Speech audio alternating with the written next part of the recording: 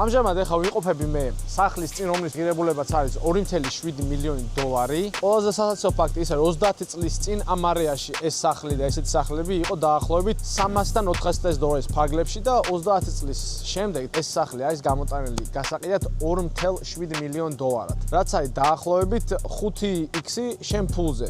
მაგრამ იგივე თანხა რო აიღო და ეს ფული ჩაგედო შენ სტოკებში სიტყვაზე S&P 500-ში, რომელიც არის თითქმის ამერიკის მამოძრავებელი სტოკი, შენი 300 დოლარი დღეს იქნებოდა 7 მილიონი დოლარი. მაგრამ ფიქრობ, მაინც უმეტესობა ხალხის ყოველთვის მაინც უზრუნველყოფას ანიჭებს უპირატესობას. და რატომ? იმიტომ რომ როცა შენ ფულს დებ, ინვესტიციას აკეთებ, ხედავ აი ამას. ეს არის, შენი ესე რომ ვთქვათ, ფიზიკური ასეტი, რომლითაც შეგიძლია ფულიც გააკეთო და ასევე შიგნითაც იცხოვრო. სადაც სტოკები უფრო ისე როგორი რაღაცა, სახურავი არა აქვს რა, ვერ იცხოვრო შიგნით. მაგიტომაც არის რომ ხალხს არ სურს ისეთ რაღაცაში ჩადება ფულის, რომელშიც ფიზიკურად ვერ ხედავენ და ვერ შეიგრძნობენ.